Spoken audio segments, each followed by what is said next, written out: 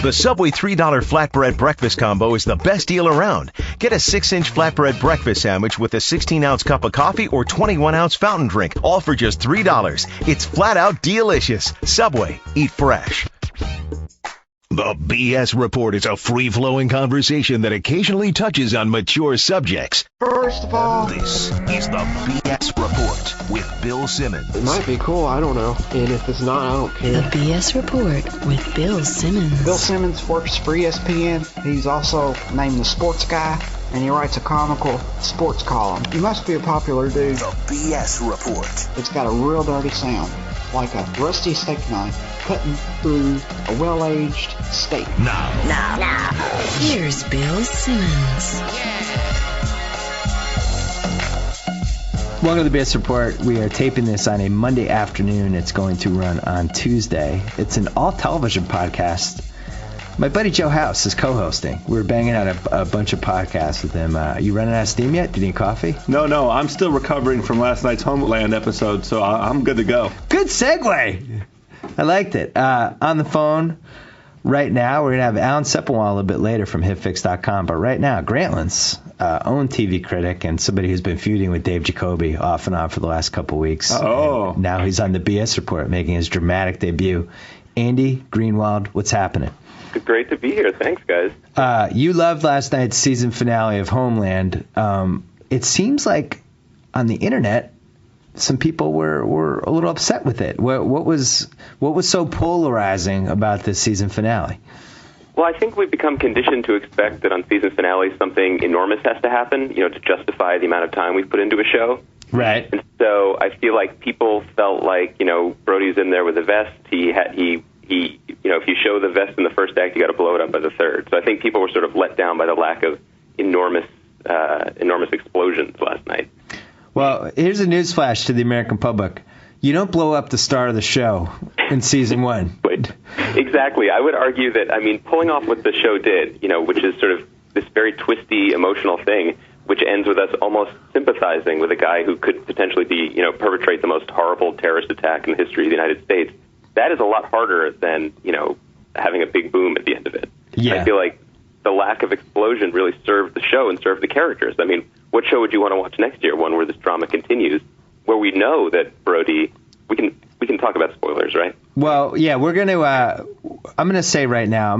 If you haven't watched the Homeland finale yet, stop listening right now. No hard feelings. We're gonna talk spoilers and all kinds of stuff, and just come back after you've watched it. And if you haven't watched the show yet, and if you have no plans to, or you're gonna watch it when it's out on DVD, just leave now. No hard feelings. We're gonna talk Homeland. We're gonna go inside baseball on this one. So we could see that the guy was willing to do it. He did pull the trigger, and that gives us much greater emotional stakes and knowledge of the character going into the second season than if they had just blown the thing up just to shock people. I think Claire Danes probably won the Emmy in the second to last episode. Now, Lord knows with the Emmys, they managed to screw it up. I don't think The Wire ever won, so you never know if they're going to do the right thing. I read in your thing that you thought, your season finale recap, you thought Damian Lewis might have clinched. Did you say that or Sepinwall? I think Sepinwall. Sepinwall might have said it. One of you said it. I would like to disagree for this reason. Okay. The face that Brody made as he was about to blow it up was the exact same face he made when he was masturbating on his wife. I think that's exactly I need right. more rage. No. You can't use the same. You can't use the I'm masturbating on my wife face when you're blowing up the vice president. I don't remember what that face looked like because I put that out of my head. Because you had electroshock treatment like Claire Danes. I did. I had that. House, you don't have an animated GIF of that running on your desktop? Oh, God. House wanted a name like his next 4 fantasy teams, the Brody Jerkoffs. Or what'd you call it? The Brody beat-offs, the Brody jerk-offs. It's all the same thing. It was very traumatizing. Look, when Brody has a surprise for people around him, that's the face he makes. Yeah. Oh, maybe that is. He didn't quite make it when he shot the deer, unfortunately. I find it really hard to believe, by the way, that there has been sort of a negative reaction to the lack of a boom. If that's really, I haven't looked at the That's internet. the internet. The internet. I think the killing was, it was like feeding beasts with meat. The killing went so badly that people wanted this Homeland to also go badly so they could get bad again. That hasn't been the show all season long. That's right. The boom here to me, was the moment of Brody on the phone with Abu Nazir. That was the boom moment. And then when he in the flip and he shot David Wall, that was the boom moment. It left open so many possibilities for next season. Yeah. Yeah, I mean, let's think about the show that we've been watching and what made it so good. I mean, last week was the penultimate episode. All the plots are, reaching a boil. And we spent the whole episode on a family vacation with the Brodies, with Carrie having a mental breakdown. The show is really more about the emotional stakes and the characters and always has been. I like anything that the Brodies do as a family. I like their family barbecues. I like their family vacations. It's a guaranteed good time. Yeah, you just know something's good's good. When the Brodies are together and they're doing stuff, good stuff's going to happen. Even when the parents aren't there, Dana will walk through a plate glass door, The little girl, the 16-year-old, who kind of eventually, this in my opinion was the weak point of the season, and I've argued about this, and nobody thinks I'm right, but I just think daughters trust their dads more than this, and I almost felt like she was too skeptical of him. Do you agree or disagree? Well, no, I bought it, because I think that, one of the things that they were playing with from the beginning of the season was that these kids didn't know their father. If she's 16, he left when she was 8. So the most formative years of her life thus far have been completely without him, So I think a lot of the season was about them, much like it was for the country, sort of thinking of this guy as a figurehead and what he might represent without even knowing who he really was at all. I'm totally with Andy on this. Yeah. All of her experience with him, that we've sort of seen over the course of the season, have been revelatory moments, including last night with the prayer thing. I mean, that was a great big deal. So, she's. It looks like it's kind of been a growing skepticism, very well founded. You know what? I just remembered she had that great line to him about, Dad, you shot a deer and you punched Mike or whatever she said. And he's she was the audience. She was the audience in that moment. I guess. Now that I'm thinking about it, I guess he did shoot the deer. He punched out his best friend. He disappeared for days at a time. Maybe there were reasons to be suspicious in retrospect. But I also thought the power of that moment when she discovers him praying is that you couldn't really tell in the moment whether she was suspicious or just enormously grateful that he was being honest with her. That maybe she finally had a window into him and that this would help their relationship, Well, she was certainly that makes sense because she would be looking for answers after the videotape she took in the previous episode where we had vacuous Brody. Yeah. And how totally absent Brody, unnerving that was. Plus, he bought his wife, a packaged present at CVS. Yeah. And hit the trunk. Yeah, he didn't do a good job of selling that one. No. Also, do people usually, when they're on vacation, go to buy toothbrushes right before they have lunch? Is that a thing? No, not usually. The other thing that I thought was a little bit of a flaw, I'm going to back off my original thing. This was a definite flaw. So, season finale, they gather everybody together. They're about to have this press conference or whatever. There's a shooting. The vice president's advisor is gunned down right in front of him, just murdered. There's his blood all over her. And then he's like hanging out in the little room where they're keeping everybody to make sure it's safe. Just holding court, telling stories. He's like, "Hey, Brody, everything all right?" Like, this guy's nobody's more traumatized by this. Well, no, the gore is still all over his shirt. Yeah. No, everybody's just like, "Hey, is there food in here? Hey, does anybody? I can make some grilled cheeses." Like, they all seemed a little too put off by the fact that there were no paper towels. That was their number one concern. No paper towels. He just got gunned down right in front of you. I that was going to be a plot twist, the no paper towels. I thought that was going to set off the bomb. He was going to short circuit it or something. I thought it was getting to Brody leaving the bulletproof vest in there. Yeah, I thought that too. Yeah. And then be like, "Hey, how'd this get here? I just found this." And then they shot that scene like a Turkish prison. That was a claustrophobic little room that they have in the bottom of the Capitol. It was pretty good. I got to say, the Brody character was phenomenal. Really one of the memorable first season characters I think we've had in a while. And Claire Danes, is that one of the best 3 or 4 female characters ever in a TV drama? I would say that if we're talking about the current era of great cable dramas and the golden age of television, then what I've been saying all season is that her character is totally unique and sort of revelatory because up till now, the great female characters on cable, and there have been some great ones.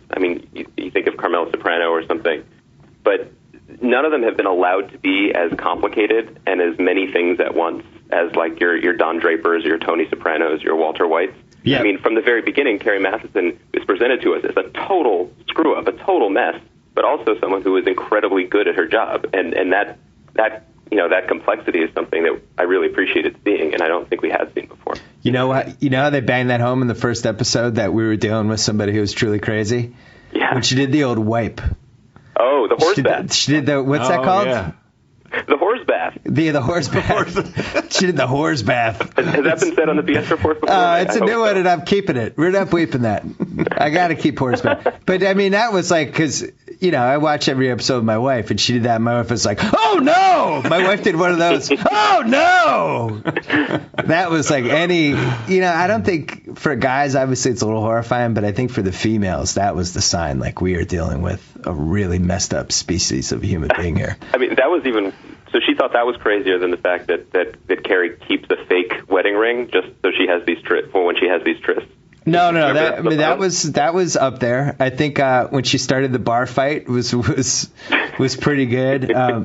Claire Danes played her so well, and she was so crazy that I actually now think that Claire Danes is crazy just from the acting performance. I feel like there's no way somebody could just be that crazy. Yeah, she tapped into something there for sure. And she, I spoke to her for the site on Thursday, and she kept saying, she was just so shocked that the producers thought of her to play this, her words, crazy dynamo. Wow. See, I always felt like, because I watched the first season of My So-Called Life, and she was awesome on that show. I mean, there was so much potential, and she was really it was like one of those Dwight Gooden seasons for an under 18 actor where you just think they're going to win 9 Oscars. Yeah. And, I feel like this character is kind of the logical extension of Angela. Angela's kind of crazy, but she had a good heart. She hadn't really been tarnished yet. And you could kind of, if they had called this person Angela, I would have bought it.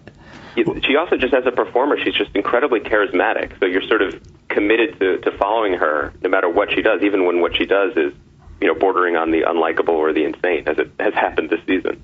So you don't like the My So-Called Life analogy? No, I'm thinking about my own experience with Claire Danes, which is I can't remember the woman's first name, Temple Grandin. What was that woman's name? Temple Grandin, yeah. Yes, the autistic woman who really overcame odds and became a leading kind of the TV movie? academic, on HBO, and how convincing Claire Danes was in that. And then, to me, right into this thing, an entirely different kind of pathology and psychosis and a whole different animal altogether.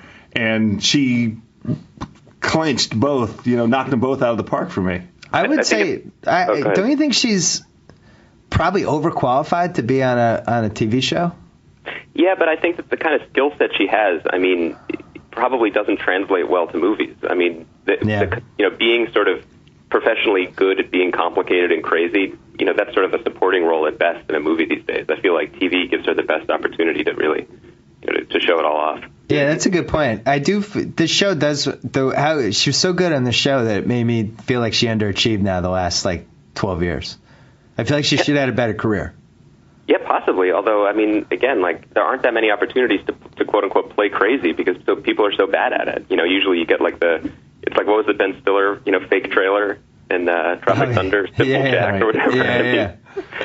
For Claire Danes in that last episode to be playing someone having a manic disassociative break and then have you buy it that it's still the same person you've been watching for 10 hours, that was pretty remarkable. And she did play a mentally challenged person in that movie with Giovanni Ribisi, didn't she? Oh, yeah. That movie wasn't good. She made some, maybe she just had a bad agent. Mod Squad? Wasn't she with Giovanni Ribisi? Oh, yeah. God. She was in, she did 2 Giovanni Ribisi. Maybe that was her first mistake. That's the first mistake. You never follow a Ribisi into a dark alley. But there was she played it was a forbidden love between 2 mentally challenged people. Wasn't that her and Giovanni Ribisi? That does not sound like a good movie. That sounds like a movie you make when you're trying to win an Oscar and your intentions go wrong. But yeah, I thought she was great, and I thought Mandy Patinkin was really good. He's somebody that's been kicking around forever and ever and has moments, then he disappears, then he has another moment, he disappears. I can't think of him in any role other than this role. This was the role of his lifetime to me. Really? I can't think of him in playing anything else. Yeah. I totally agree. I mean, the other thing about him is that he always would get criticized for being such an enormous ham, you know, and like taking all the oxygen out of the room. And here he is playing an incredibly subtle part. Like his character probably had the most, you know, revealed the most over the course of the season to us, because in the beginning he just seemed like a background character, and by the end he's sort of the moral backbone of the show. Yeah. Speaking of faces, the face he made when Estes offered a pretty powerful rebuttal to the idea that he was going to go to the New York Times. Yeah. He just held that sort of clenched face, and then they cut away from it. That was pretty good. He has nothing left to do but have another, you know, sad peanut butter sandwich spread with a ruler. With the ruler. Yeah, I like the ruler. My favorite Manny Patinkin, he was in this HBO movie about the Chicago 8 that came out in, like, I'm going to say 86 or 87. He played Abby Hoffman, and he was incredible in it. And it was actually one of the first really good HBO movies, because I think they started making them probably maybe like 85, 86. And he was great. Robert Loggia was in it. It was a really good movie. I don't know why it's never on television, but he was awesome in that, and I kind of followed him ever since. I remember, what was he in, Chicago Code? He was in Chicago Hope. Chicago Hope, that's what it was. Yeah. He was on one of the, like, without a trace of NCIS, but Los Angeles shows. And you sort of get the sense with him that, like, when he really believes in a character, or he thinks the people writing it are as smart as he is, and he invests. And this was one of those examples where he just brought it. He's supposedly difficult, right? I feel like that's been the rumor. I mean, I've never worked with Mr. Patinkin or his beard, but yeah. It's also, when you grow the beard, you somehow lose all your previous history as an actor. You become a new person. You can start over. Yeah. Yeah, it's like in Survivor when they grow when they have the beards, and then they show up at the reunion, like last night's reunion. The guys that don't have the beards anymore, and they feel like they're new people. Yeah, right. An identity cleanser. Same thing. Most important show for Showtime, obviously, ever. This feels like the first show that really went beyond being a niche show and became a bigger, broader show that has potential to kind of make their network. I totally agree, and it came at a really good time, because if they had a brand, I mean, Dexter was fairly successful and still is, but if they had a brand, it was the sort of, like, you know, quirky female lead who's in a half-hour comedy that's not really funny but has very high stakes, like Weeds or Nurse Jackie. Or the Big C, Californication. Yeah, with a multiple personality show as well. Yeah. Or Becoming Chaz. Oh no, that wasn't Showtime. I'm sorry. But it could have been. That's exactly right. Yeah. And so, but the head of Showtime, who greenlit all those shows, is now in charge of NBC. So this is like a new regime, and they just, you know, they brought it with a top line drama that's going to get all this attention. They're going after HBO. Are you surprised that at least one of these guys was from 24, right? That did this show? I'm totally fascinated by that. Yeah, the two guys that created the show and were the showrunners, Howard Gordon and Alex Ganso, were involved with 24. Gordon, from almost the beginning, was like the showrunner of it. Yeah. And one of the things that I've been writing, and I think everyone writing about the show has sort of said, that the show feels like an antidote to 24, like the reflection of it. You know, it seems like almost like an apology for it sometimes. Oh, interesting. Yeah, because it's like, you don't want to say it's Bizarro 24 because it's battling a lot of the same issues, but it's doing them with so much more depth and so much care. 24 would just have a half hour of show. It would just be, they'd be like, oh, we got to bang out these 30 minutes to get us closer to our 24 show order. You know exactly. I mean? Yeah, right. Yeah, there's a sense they were making it up as they went along, and that, like, you know, if things got dull, then Jack could just, like, garrote someone with an electrical wire. But this show, like, it made paperwork exciting, which is pretty incredible. I will say one thing that I felt like was 24-esque that I really liked about last night was the temporal, the black screen day one. Oh, yeah. I thought that was neat. Yeah, let me just say that, too, that, like, the thing about the show that was good is that it was kind of like a network procedural at times. I mean, it was exciting. Yeah. It didn't just try to get all high-minded. And unlike 24, it actually stuck with all the directions it was going in. 24 would have... You could tell, like, they wrote, like, the first 8 shows ahead of time, and then kind of figure out what the internet chatter and what was responding and not working, and then all of a sudden it'd be like, yeah, remember that secretary we thought was going to actually be working for Al-Qaeda? Yeah, we're going to get rid of her. Nobody likes that actress. And then they just go another direction. And Homeland, it did seem like they planted stuff in, like, the second episode, the fourth episode, that all kind of was brought back. I was really impressed. And luckily Dana was never menaced by a bobcat or whatever that was. No. They never had the bobcat episode. House's biggest criticism of the show was that the wife didn't get naked after the first episode. That's Andy, do you have any details on that? That's Why not that true. didn't? Was it a nude scene episode contract or? I have no details on the contract, just that that's not true. She definitely took her clothes off more than once. Yeah, she was. She was in the. later. In the Brody Beat-Off episode. That's one of them. Yeah. Yeah, at least a couple more times. You know what I could have used from Howard Gordon? Who's the other guy? Alex Gansa. Couldn't she have met Mike the Marine at a Marriott one night? You want to see more Mike the Marine? Well, when Brody was away for his 2-day thing, maybe that's when Mike the Marine gets the phone call. Meet me at the Sheraton in downtown Washington D.C. for 2 hours. Honestly, that was my biggest criticism. The amount of times Brody disappeared without an explanation. I mean, I'm a guy. I'm coming at it from a different point of view. I have a 17-month-old kid, and you know, I have to pretty much report my comings and goings, you know, down to the minute. I have to keep a log. But didn't that become sort of like a sketchy code that maybe people can use in the future when he was gone and Brody's like, the vice president called? I mean, that could mean anything. Right. Yeah, I even thought, so there's this assassination attempt by Tom Walker. Right. Brody's there. Obviously, somebody's trying to kill somebody and Tom Walker's still at large. Then Brody's allowed to just walk around and be like, hey, I'm going to go down to this dark, weird, rainy, whatever the hell that place was, like in a park. And I have no Secret Service with me. And nobody's following him. Like, I think the government's really failed in the show house. Well, that's been a recurring theme. Yeah, I think that's been foregrounded. The government is not really that trustworthy. Yeah. So. Even like the fact that Claire Danes could have gotten that close to all the people in that outdoor when the vice president, all those other people, like. Especially when she was dressed in the official costume of Crazy People. You know, she was wearing an oversized jacket and a baseball hat. Crazy People costume. What was the guy who drove the van and did the surveillance for her? Virgil. He kind of looks like Michael Richards, like an actor playing Michael Richards. But he looks like the guy who does the voice for Homer Simpson, who was on the Tracy Ullman show. That was like Claire's last fan. Yeah, he really came through for her. He kept making her pasta. He was really obsessed with feeding her noodles. Yeah. That was a season-long theme. It was. That's right. I'm surprised Claire didn't take a crack at him. Remember, she took a crack at Mandy Patinkin that time. First episode. That was a sign that she was really. I'll do anything to stay in the CIA, or whatever she said. So we still don't know who the mole is, and we don't care.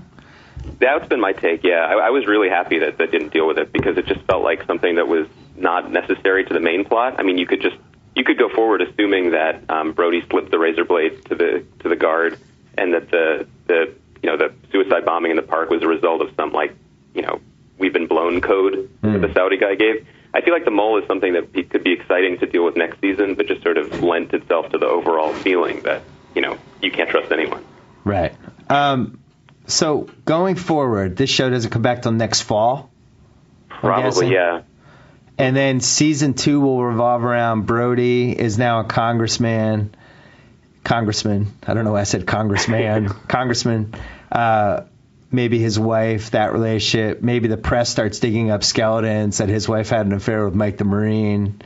That Brody shot a deer at a party. PETA will hate that. PETA will oppose it. PETA will hate that. PETA will protest. But also remember his suicide confession tape is missing and is out there. Oh yeah, good point. And the interviews that the showrunners have done today, they've said stuff like, they're just getting started, but they haven't decided when the show will pick up because, they have that freedom. So it could start right after this episode, or it could start in a year or two ahead in the future. Sure, right. They could fast forward. I think the one thing, I don't think electroshock treatment is going to make a comeback.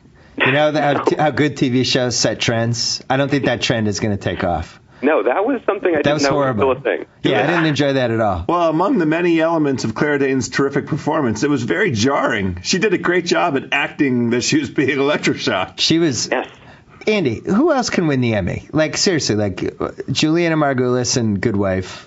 Yeah, I mean, I don't know. I mean, the fan favorite that I would have rooted for in years past was Connie Britton for Friday Night Lights, but she's out and she's on American Horror Story, which I don't think the Emmys will like. Yeah, that's not what. Is it? No, it's just a question of whether enough people saw the show. I feel like usually with cable shows, it takes them a year or two for the whole awards voting public to get on board. Right. The girl from The Killing won't be involved. I was wondering if the woman from Boardwalk Empire, Mrs. Schroeder. But but I don't know. Yeah. I mean, she'll probably, people like that get nominated because it's just like prestige, and there's still a little sprinkling of like Martin Scorsese fairy dust on that whole thing. Right. So, Andy, what do you? I have this whole thing. I think network dramas and cable, basic cable and full cable, it should be just separate Emmy categories. Like, first of all, I think it's harder to be on a show. Like, let's say you're on a comedy show for 22 episodes or whatever. It's just harder to be fun. There's a higher degree of difficulty than there is on cable, and like Larry David's doing 8 or 9 Curb Your Enthusiasm episodes versus if you had to do 22. Why don't they just split those up? I totally agree with you, particularly because like the network dramas have almost given up entirely the space of doing what shows like Homeland and or Boardwalk Empire are doing. Like the pretty much the only model that seems to work now in 22 episode format is procedurals. Right. I feel like you mentioned The Good Wife, and that's sort of the only show that gets credit for trying to do that trying to tell stories in a cable way. Right. It's a competitive advantage to be on basic cable or cable. I mean, totally. My dad's favorite show is Blue Bloods. My dad is in the CBS demo. Is that on television? Yeah, it's on CBS on Friday nights. How dare you, House? It's a great show. Tom Selleck, Donnie Wahlberg, Bridget Moynihan. Oh. And let me tell you something. Donnie Wahlberg, if they had network nominations versus basic cable, Donnie Wahlberg would sweep the best actor every year. He's unbelievable in that show. Who knew? Yeah. Well, Boston's your dad own. knew. Not me.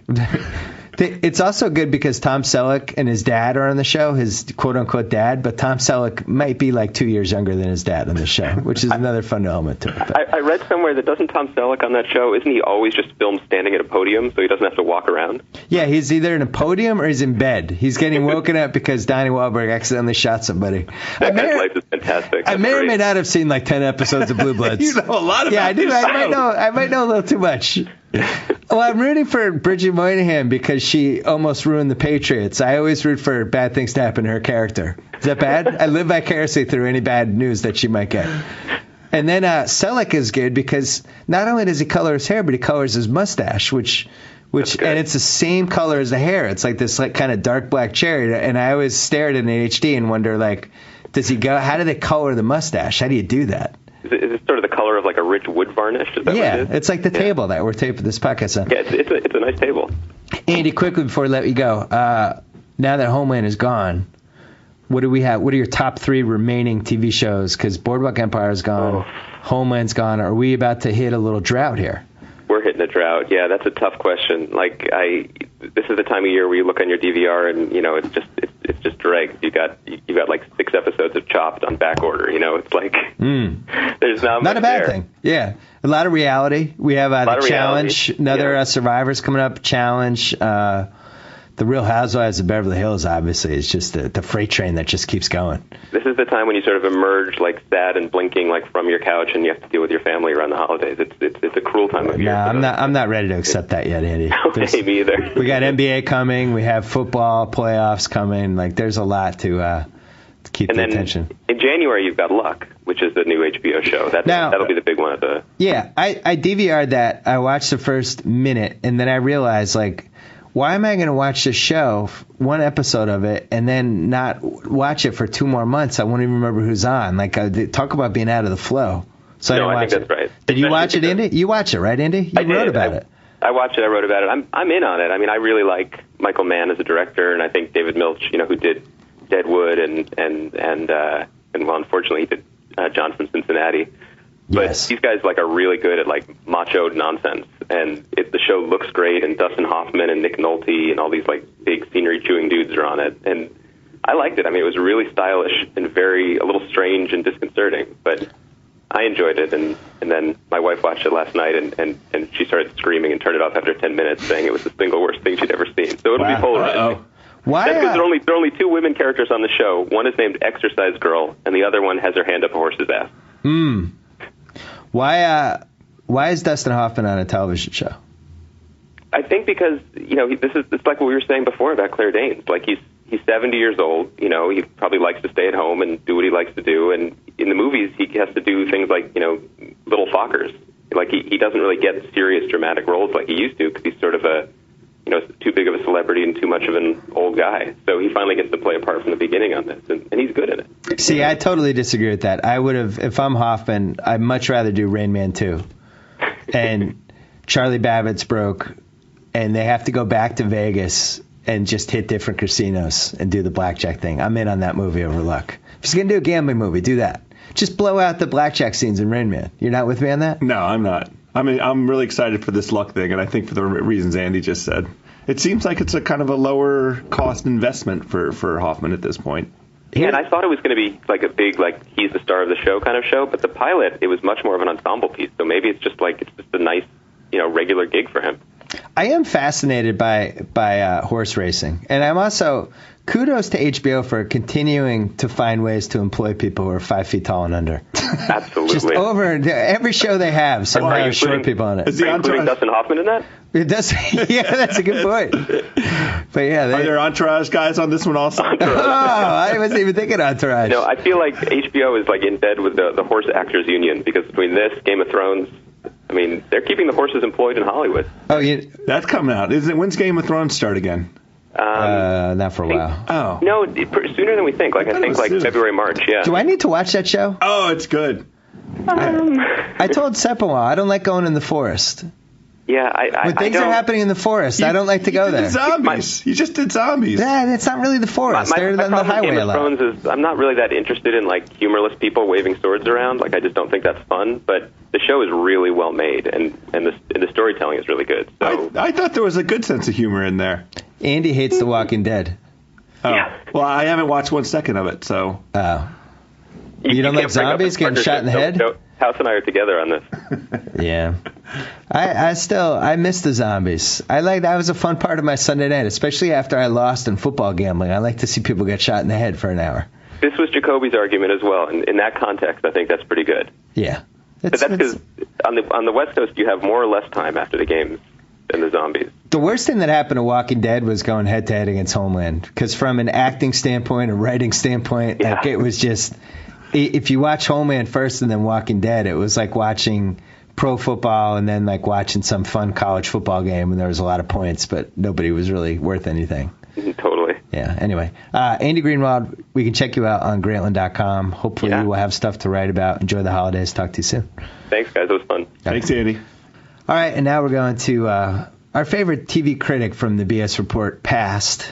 Andy Greenwald just stepped on his territory. I didn't want to totally cheat on Alan Sepinwall without also involving him in our Homeland podcast. Alan, you all right that we did cheat on you? I feel like I'm being left behind. The favorite TV critic of the past? That's not good. I said the BS Report past. Okay. Yeah, I mean you've been our TV guy. I didn't want you to be left out. Great Homeland episode last night. You were talking on your piece today and on Twitter. A little polarizing with the interwebs. Yeah, I mean, I loved it. It seems like most of the other critics I know loved it. I would say like 80% of my commenters hated it, which was kind of surprising. I mean, there's times where I'm out of step with them, but usually I can sort of see it coming ahead of time. And this one, I didn't. And like people are comparing it to The End of the Killing, which makes no sense to me. That makes no sense whatsoever. And also, it was a totally different situation. The Killing advertised that. They made it pretty clear that everything was going to wrap up in one season and go to a second one, and they never really elaborated on that wasn't going to happen. I mean, they deceived the audience to some degree. Yeah, I know, and also The Killing was kind of terrible by the time we got to the ending, and we were just sort of hanging on to find out who did it. This was a really good show, and even if they'd messed it up last night, I still would have been happy with the season overall, even if I'd been disappointed. So, it's apples and oranges. Well, Alan, what was the criticism? What were people upset with?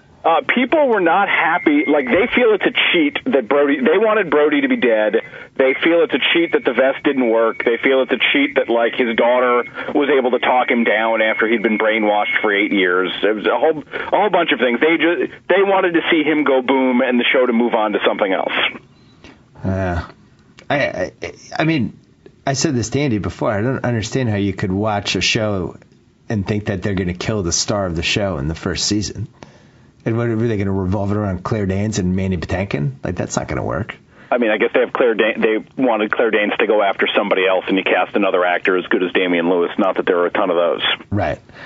You mentioned something in your review today. You said that you loved what Tom Walker's performance how good he was, you were kind of sad that he got shot. He really did. I mean, how many speaking lines did he have? Did he say 10 lines? He had a really powerful presence for somebody who didn't say anything. Yeah, no, he's moving around. I think the most he said was in the one episode where he's on the phone with his wife, and even then, I think he was mainly listening to her. So, no, that guy had a very good physical presence, and he seems like somebody we're probably going to see other stuff from now. Because sometimes we see with these cable shows, they spend a lot of the money on the 1 or 2 stars. Yeah. And then, and you see this with AMC more than anybody else. They cut costs with like the people who are on for a couple episodes or whatever, and those people are always like really bad. Even The Sopranos to some degree. Some of the actors that they would bring in weren't, I think Sopranos was going more for like local flavor, and sometimes they would sacrifice good acting in exchange for somebody who actually seemed like a Jersey wise guy. That was a mistake. I say you watch those old Sopranos, and man, there was some bad acting in The Sopranos. Yeah, it's true. You have to go way back, though, I think, to catch a lot of that secondary extra gratuitous. Alan, were you excited that Joe Flacco grew a Johnny Cakes mustache? I missed the game last night, so I didn't know that. But I'm a fan of all mustaches in sports, so This is good news. We asked Andy this. I'm going to ask you this. I think Claire Danes this first season was one of the best performances by a female character ever, TV history. Where does it rank for you? If I would say Carmela Soprano, that character, the acting, everything was kind of the benchmark. Was that the benchmark for you, and where does this rank against that? Yeah, I mean, Carmela's pretty high. The problem is there aren't a ton of really great female characters that are dynamic in this way. I mean, one of the things I liked about Homeland was it's one of the, there's all these great cable shows, and they're all built around dysfunctional guys, and there's a lot of great characters, but there's not really a lot of balance. Even Carmela was the wife to the charismatic, mysterious, wise guy. Claire Danes was the lead of the show, and It's a great performance, great character. Completely unlikable and bat spit insane and just so good. She was fantastic. Did you think she had that performance in her? I mean, I just watched her. She played Temple Grandin in that movie the year before, where she won basically every award on the planet. So it was sort of a reminder that she can be good. But I mean, that was still to a certain degree. There's trickery there. You figure out sort of how you're going to talk and how you're going to look. And that's that. This was this whole performance. She's got to deal with people. She's got to be crazy sometimes. She's got to be normal other times. Really smart, really irritating, swearing up a storm. She just got to do a whole lot, and I don't know that I necessarily expected that because I haven't seen her in a while before she was Temple Grandin. I had a friend of mine was out with somebody who was tight with somebody at Showtime, and this person was saying that Showtime feels like after years and years of putting out quality stuff, but nothing really totally resonated in a mainstream way, they felt like Homeland could be their signature show. Do you feel like after one season we're on the road to that happening?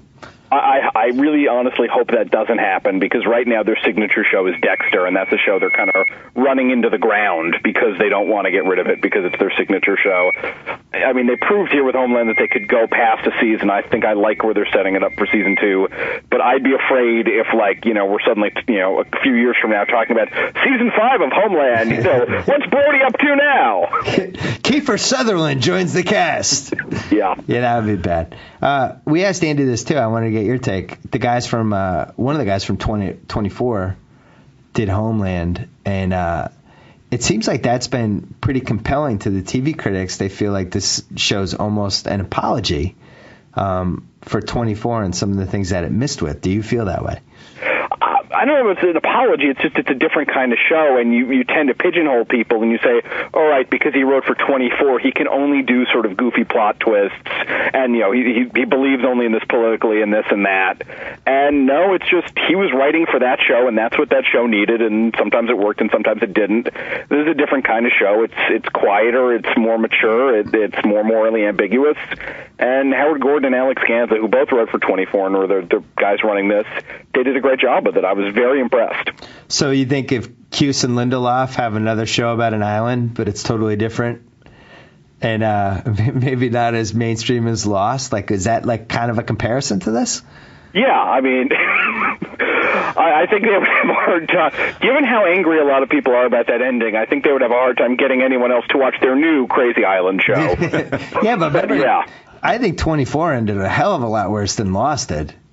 I mean, Lost last season was defensible. I think, maybe if it were up to you, when would Lost have ended? I think it would have ended around the same time. I didn't like a lot of what they did in that last season, but I think 6 years was about right. They just sort of went in a weird direction at the very end. Yeah. What do you think, House? So you never watched Lost? Yeah, I have the whole series sitting on a shelf at home. How do you watch Boardwalk Empire and not Lost? I don't understand that. Sunday night. Oh. It's a lot easier to just sit down and plug through. It does seem like these Sunday night shows have a real competitive advantage. They do, although if you're somebody who does the job like me, you're in trouble because, at the fall, at a certain point, there's like 7 or 8 shows like that on Sunday all at once that all demand to be written about. Right. But, I think people are now in the habit, and I think The Sopranos deserve a lot of credit for starting this, is that Sunday night's on, or Sunday night TV on, I'm ready to watch a really well-done TV show. And that seems when most of these shows have been. I mean, Sopranos, Mad Men, Wire, the Homeland now, Dexter. These shows have all been Sunday night shows. Yeah, people sort of come to expect that. I get a lot of attitude sometimes where it's like, oh, well, I'll give this a try because this is HBO Sunday drama right now, so we'll see if it's any good. Yeah, had Entourage been a Tuesday night show or something, it would have been very interesting to see what the ratings would have been. I mean, HBO did a couple of Monday shows this fall, and they tanked. Just nobody watched. Yeah. Do people even know those shows are on Monday night? Maybe a couple 100,000, but that's about it. You kind of like Enlightened, though. No, I didn't. Other people did. I was not a fan. Not a fan. You're anti-Enlightened. Anti-Enlightened, yeah. That's another show that sort of tried to do a complicated female character, but I just really strongly disliked her. Yeah. All right. So heading into 2012, give me your top 3 shows you're excited about. Well, Mad Men's coming back at some point, probably March. I'm psyched for that. Thank God. I've been watching this new HBO show, Luck, the David Milch, Michael Mann horse racing thing. I've seen a couple episodes so far. I really like that. Dustin Hoffman, you can't really go wrong with him doing TV. Right. And in terms of new things, Justified's coming back. So those are 3 things that aren't on right now that are coming on soon that I'm psyched for. And you love season 2 of Justified. Yeah, season 2 of Justified, that's a show that made the leap. That was really good, and I've seen, I think, 4 episodes of season 3 so far. They're very good, too. You know who else loves Justified? Who? Dr. Bill Simmons. Oh, well, it's the only relatively hip show that he watches. It helps redeem his Blue Blood. Blue Blood. No, he's in on all CBS shows. Don't just confine it to Blue Blood. My dad watched Hawaii Five-0. I actually wanted to hire him as a TV critic for over 60 people. And he watches all the NCIS. I don't know how many NCIS shows there are, but he watches all of them. He watches Person of Interest with Jim Caviezel, however you say his name. He watches Blue Bloods. He watches Good Wife. Good Wife's his favorite. Good Wife. Blue Bloods is second favorite. And then he watches, what's the Chris O'Donnell show? That's NCIS LA. That's NCIS. Yeah. And then he watches one of the CSIs. I think he watches the original CSI. But he's in on all of them. He's very excited they're on demand on HD now. So, yeah, it's good. He's good. Is that what we have to look forward to? I think so. I think that's what happens. I think 20 years from now, we'll be excited because Matthew Perry's on some cop show. Matthew Perry, I love Matthew Perry and Friends. What cop show is that? So he's you're running with Friends. People are like, what the hell are you talking about? That's from 30 years ago. Yeah. I still think Matthew Perry has one more run in him. I don't want to talk about. I'm buying Matthew Perry stock. Why? Because it's low right now. It's like serious stock. I'm buying it low, and I think he's got one more. He was really good on Studio 60. It really wasn't his fault that show was terrible. He was great on Studio 60, and it was that was poised to be his show, and then that show just got so screwed up. You mentioned this recently. Did you tweet it or write it? And then it turned into a whole thing on Twitter, and then I had somebody write a Studio 60. How did that start? I forget that. It was just like somebody was a fan of the show, made up a fake Studio 60 Twitter account for the Matthew Perry character, started tweeting as if he was that guy. Then somebody else thought that was funny.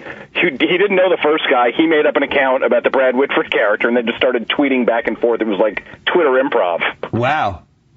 Twitter's going to weird places.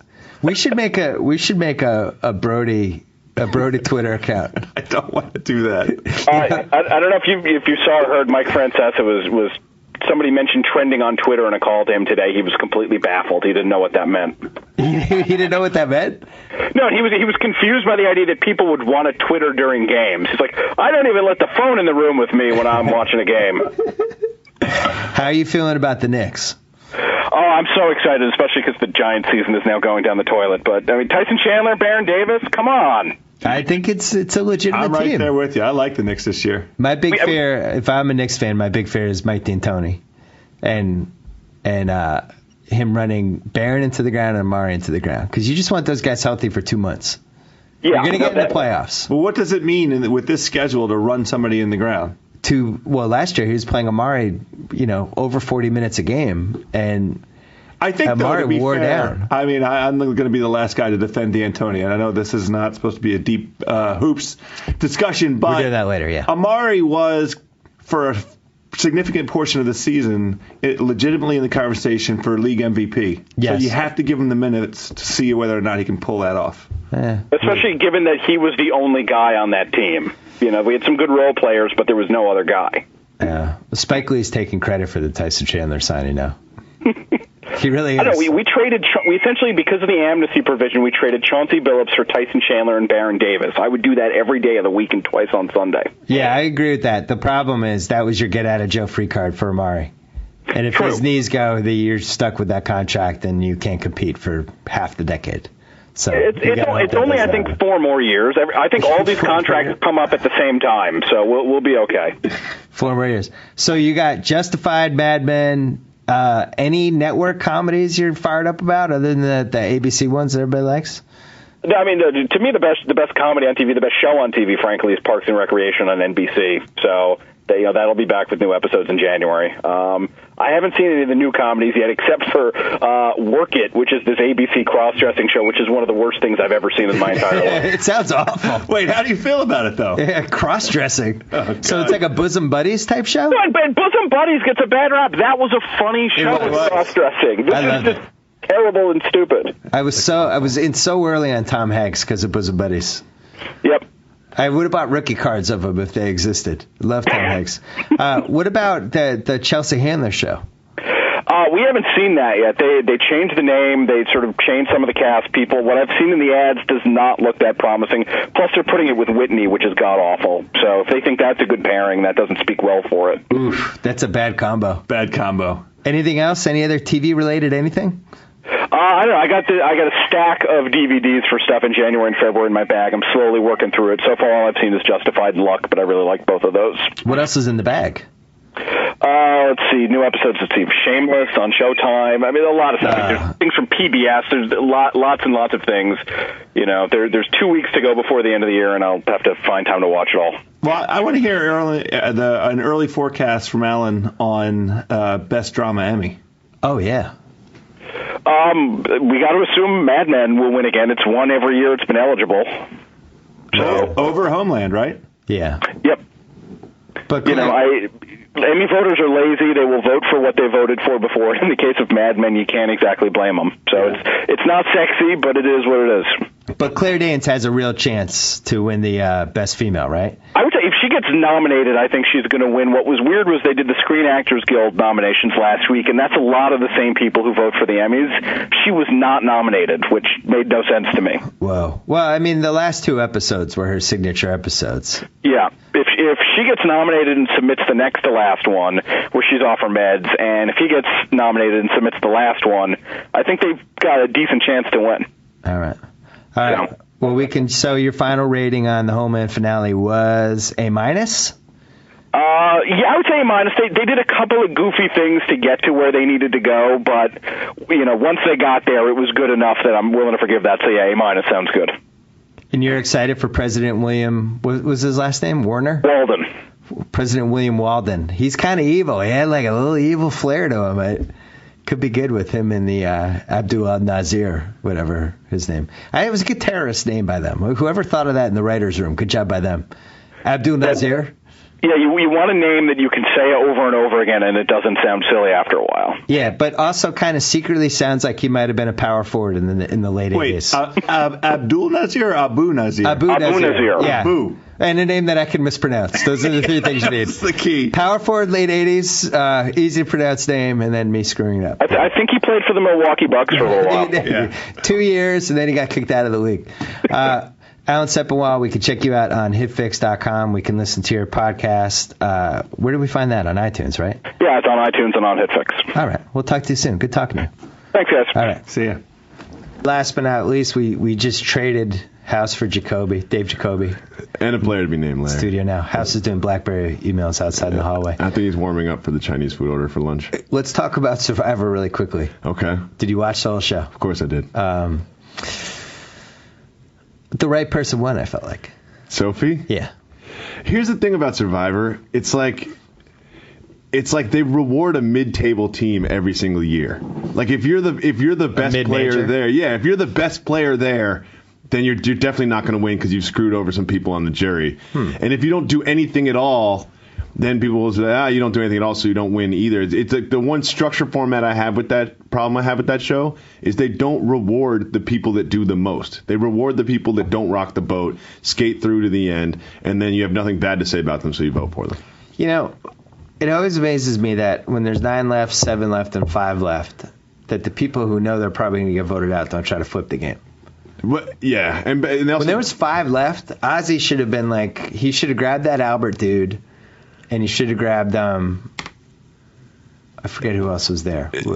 Sophie and Albert were sort of ready to be plucked out of the Coach Colt thing. And they were kind of sort of ready. One thing that I don't understand about this show is they don't forecast. It's like when you make travel plans, you're only really concerned about your flight there, and then you realize you have like 2 connections on your way home, but it's so far down the road you don't really care. They do that with the voting. They're like, we've got our strong 5, so we're going to use our strong 5 to get to the 5. But they don't think like, all right, well then what do we do once we have 5?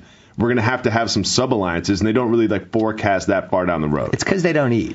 I always wondered this, too. Lack of hunger. I think that's why they break down crying all the time, too. I haven't eaten since 7 a.m. I'm starving. I'm about to start breaking down crying right now. If you didn't see your wife, Joey, for 30 days, there's no way you'd cry when you saw her again.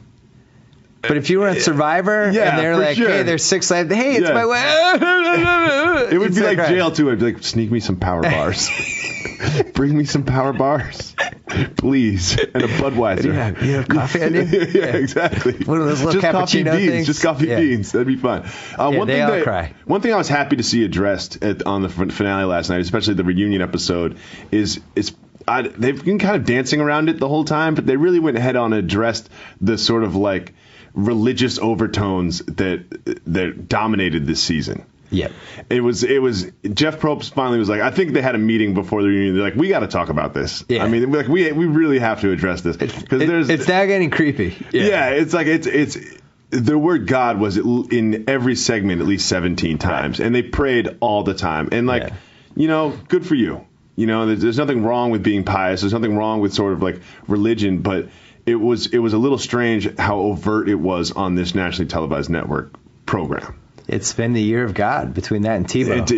First God took over the NFL, and now he's taking over Survivor. TV. Yeah, I mean it was impressive. One of my favorite things about the Survivor reunion thing is looking at everybody with their clothes on, and sort of when they I like when the guys don't have the beards anymore. They gain a little weight back. Yeah. And it also reminds me every reunion they have. It reminds me how quickly I forget people from the beginning of the season. Yeah. I'm looking in the background, who are you people? Right. And they were just I was writing about them, 6 weeks ago, and now I'm like, who is that again? Well, you read a reality thing every Friday for Greenwald. Yeah. And you almost seemed like you felt guilty about talking about how when you become attracted to some of the female survivors, near the end when they've lost all the weight. Ooh, I was kind of hoping you wouldn't bring this up. I was hoping you didn't read it and you wouldn't bring this up. Well, here's the thing.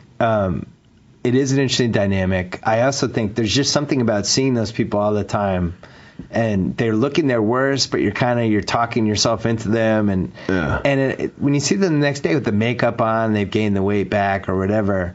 it's almost like you hooked up with somebody the night before, and then you see them again the next day in class, and you're like, oh, that's weird. Yeah, in your regular why environment. Did I do that? Yeah. It's something about the environment that makes the people more attractive. Like anybody who grows a beard on Survivor looks awesome. They do. They look badass. Right. But if Ozzy had that beard in real life, you'd be like, why does that dude have that beard? He looks like a weirdo. Yeah, he looks very unemployed right now. Yeah. I know he's unemployed. He doesn't have to look so unemployed. Yeah. Do you think Ozzy's one of the best athletes of all time? I mean, not just all time. I think he's not only like he's got a very, very wide skill set. Like he can fish, he can go underwater and spear fish for minutes at a time. Right. And he can win every physical challenge, balance, agility, quickness on land. They try to screw him with the beam because they do that every time. That's usually for shorter people who have less weight. Yeah, I've been watching the Redemption Island stuff, and you can see the producers are racking their brains. They're like, how can we get Ozzy out of here? Like we need an upset in this, and they pretty much took physicality out of those challenges. They should have had a challenge where they applied for a 9-to-5 job. He would have been in trouble. Or they could have just done a marijuana test. That would hurt. I love how they do the thing where they ask Ozzy and Coach in the reunion, like, what brought you back this third time? And Coach is like, well, for me, it was about... It's like, no, stop it. It's about honor and justice. It's like, stop it. They offered you money to be on TV for 3 months. Yeah, exactly. You don't have a job. You're a teacher. Of course you wanted to be on again. Yeah, I don't even know what they second line Ozzy on his ID. You know how they have like their name and then the second line Baseball dating coach? No, baseball dating coach. Yeah, I don't even know what Ozzy's is. What would your ID be? Mine? Producer. / television producer. Television producer / actor. Writer. Yeah, / writer. Blogger? Writer? No. What would you want to be? Television producer. Columnist? I'm a television producer. TV producer / columnist. There you go. Columnist sounds cooler than writer. Columnist is cool. Yeah. It sounds like you're doing real work. Yeah. Yes. So I want to talk to you about next season of the Reality Fantasy League. Yeah. We're winding down. Yeah. And we're starting to start up again. And we've talked about all these things that we wanted to change. Yeah. And I've kind of like forgotten all of them. Well, why don't we get House in on this? We should get House in on this. Hold the fort for 1 second. All right. House. Well, we're pulling in Joe House here. So we're trying to figure out the Reality Fantasy League for 2012. I want to go auction style, and I think everybody should get $250. And as these shows pop up, we just bid for each character, and you see who runs out of money the fastest, basically. That's interesting. So for the full year, you get a certain amount of money. So you might not want to spend that much on the Jersey Shore. So Real Housewives of Beverly Hills, which we're throwing back in now because it'll have been a full year since the creepy Russell thing. Yeah. So that's back in. Maybe I want to save my money for like a $90 Kim bid. Yeah. In October. Maybe I'll let some of these lesser shows go. Survivor or whatever. I'm just going to go $1 Survivor and try to save my money for later. Well, we need to know what shows are going to be in. We need a little bit of hustle. We know we have by the seat of the pants thing. That takes a level of forethought. You know, but we have an idea though. We know we're going to have challenge. We know we're going to have real world. More than one? We're going to have one challenge and one real world. And then there'll be a drama mama. We're going to have a celebrity rehab. Yeah. We're going to have what's the other MTV that's on? Right. We're going to need more than 200. Jersey Shore we're going to have. That Jersey Shore starting soon. Yeah, so maybe you want to go, if we have, let's say, $200 budget. No, I want 2,000. Yeah. I would have bid 1,500 on Celebrity Rehab. Well, so maybe like Snooki, maybe you want to go. Right. Maybe you go $110 on Snooki, you have $90 left for the whole year. Yeah. And then I want to bet on this too, I think is the other thing. I think we should have real stakes. And it should be $200, but it's also what we're throwing in, and winner takes all. Well, we need an auction to stop the preposterous draft. Yeah, the manual draft order is a bummer. It was a fail. Yeah, that wasn't good. Bill, if it worked out for you, you'd love it. No, I'm just saying I like skill. I like skill. Yeah. Frank Connor should not have lucked into Frank, the bisexual maniac. He was a point generator. Well, whoever got Drew Brees of reality. That was going to be luck. Somebody was going to luck into that. You're saying it should have been somebody. I'm saying Connor should have dollars. Yeah. We could have had a genuine. I want Frank on my team. I'm going to pay. It's like getting LeBron in the fantasy draft. I want to pay $98 for Frank. So I think that's how we should do it next year. Do you guys agree?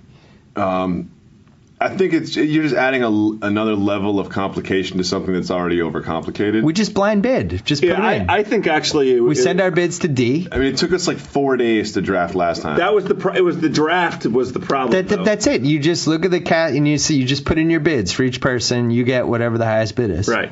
I think it'd make it easier, not harder. All right. We'll give it a shot. Can we automate an auction? We send blind bids to have a party. Okay.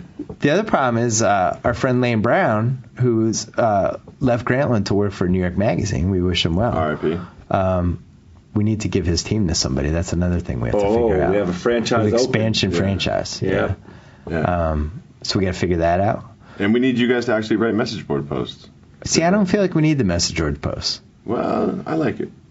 Well, I don't think we need it. I think you're carrying the show. I'm open to the idea of there being something without a deadline. If I could just write it and send it and have reasonable confidence it would get posted. Because I wrote things 3 or 4 times that by the time you got around to looking at them, they were already outdated. I mean, I had a great thing about Frank the very first week, but it was a week where there was no post, whatever. I'm just saying. I also think we have to, there has to be points for the shit they haven't shown shows.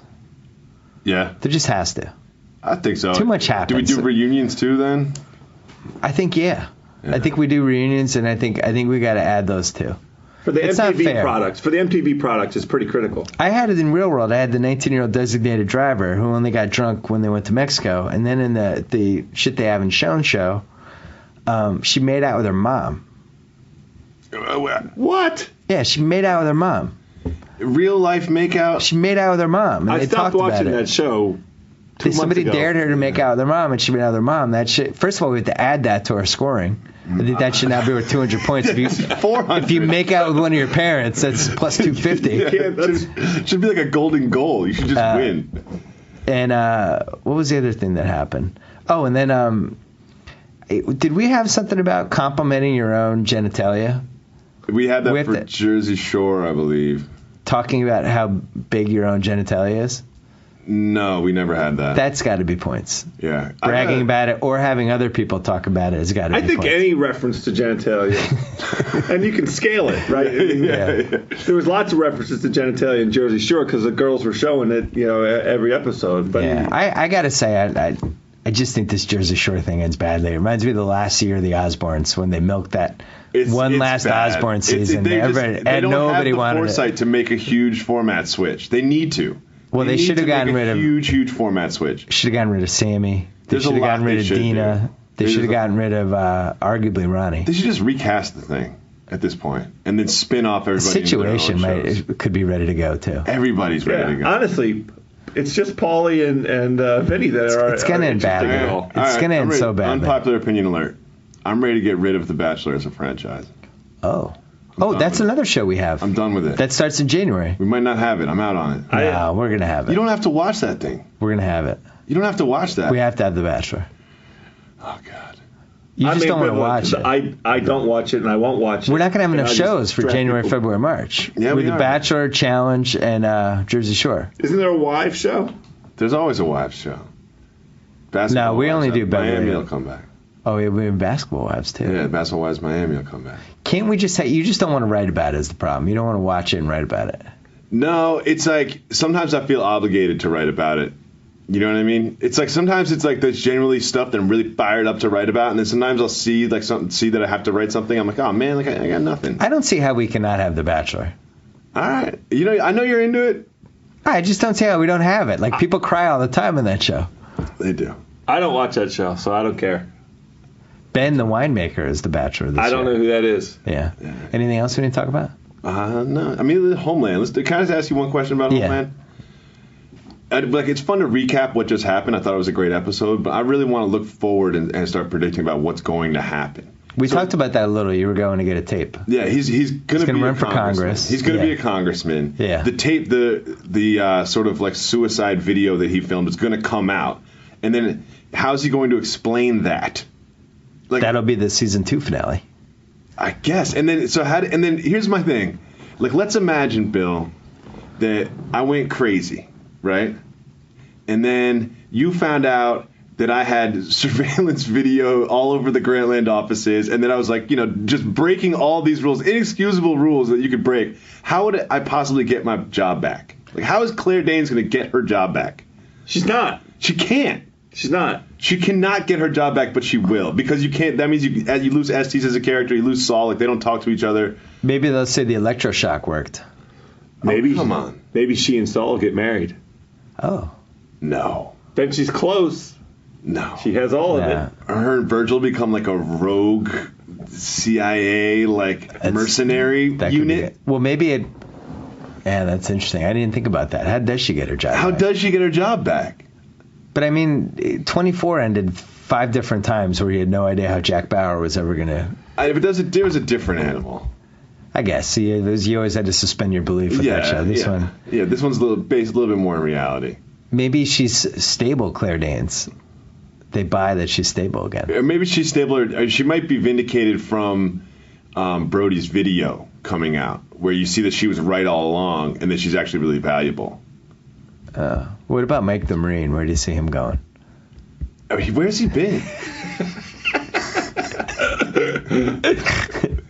He just disappeared. He got punched in the face. A couple then times. They saw him once at a hotel or whatever. Shooting hoops. Shooting hoops. That's it. The Hoosier gym. A little bit awkward. Not a good stroke. No, he didn't really. I always look at that every time that an actor is being an athlete. And they all lie too, because the producers, they look through there. He's gonna have to play basketball in episode 8. Does he play basketball? Oh yeah, he played in high school. Yeah, he's really good. You were in the drama. You were in the school play. Yeah, you were not on the. Yes, you were in the auditorium, but they put a bunch of bleachers in there. They have those weightlifting shots. He's got the muscles to shoot him up. Yeah. I'd like to apply to be a double. I'd like to be. Why do they have to have him? Oh, the basketball double. Basketball double. Oh, that'd be interesting. You want somebody with a stroke at least. Make it credible, for Christ's sakes. The Homeland thing nobody's ever explained to me is how Tom Walker convinced this other guy who looked like him to carry a bomb and get blown up. Yeah, me and Greenwald covered that in the pod. Like, here's $20. How much does it cost? But also, you're looking at maybe a homeless person at that point to hand a and then suitcase. So he has to shave. Right. And then the guy's got to pull it off and keep his head like this. That was pretty far-fetched. Yeah, me and Greenwald went for like 10 minutes on that exact far-fetched topic. It does it. I don't understand. Like, couldn't the guy be like, don't you just give me the $50, man? You don't have to shave me and give me these new clothes and teach me how to walk. And found a dead ringer for himself. Yeah. I don't know. I maybe I'm a sucker. I'm the sucker at the table here. I thought it was credible that he pretty much got somebody that basically resembled him physically, size-wise, and dimensions. And the guy was so covered up. And I think what he promised him was $10. Said, here's $10. Go deliver this thing. And I'll give you $100 if you do it. Yeah, I think Tom Walker's pretty cold. I mean, it's not like he had to go through. He's not that cold though, because he didn't kill the old lady. He didn't give her a little head pat. He gave her a little head rub. I liked it. Yeah. I like the head rub a lot. And see, I think Tom Walker should have stayed there for a couple more days. Could have moved in. There was 2 bedrooms. If you're ushering Brody in, right? Yeah. You're 2 things. One thing, if you're ushering Brody in after that young lady got shot, don't you feel the vest? Like, he had a lot of hands on him, like pushing him around from behind and stuff. I'd be like, what's on underneath the old uniform there, Mr. Brody? He could have said it was a bulletproof vest with wires. Yeah, he could have said that. Also, Tom Walker, when you're setting up, your little sniper mission from the apartment, how about you draw the curtains? I mean, he was just exposed for the entire city to see, with the lights on inside, and he didn't draw the curtains. Well, he liked an audience. That's why he kept the lady there instead of putting her in the bedroom. Yeah, exactly. It's like, want to see something to come and shoot people. Yeah, look at this gun. It's awesome. I like Tom Walker. Sepinwall, we talked about the Sepinwall. I was a huge Tom Walker fan. Yeah, I heard. It was a really good performance for a guy that had like 2 lines of dialogue. Yeah. Reminds me of, very rarely do you have somebody who never gets to speak, but you still kind of remember. Yeah, Ivan Drago is obviously the best example. It's like 4 lines. Iconic character. They were good lines. Good lines. If it does, it does. Anyway, all right, let's go eat some Chinese food. I'm into it. Yeah. Target % off. Whoa. Thank you for downloading the BS Report with Bill Simmons. Too much fun. Check out more podcasts at the iTunes Music Store or at Pod Center at ESPNradio.com. Peace out.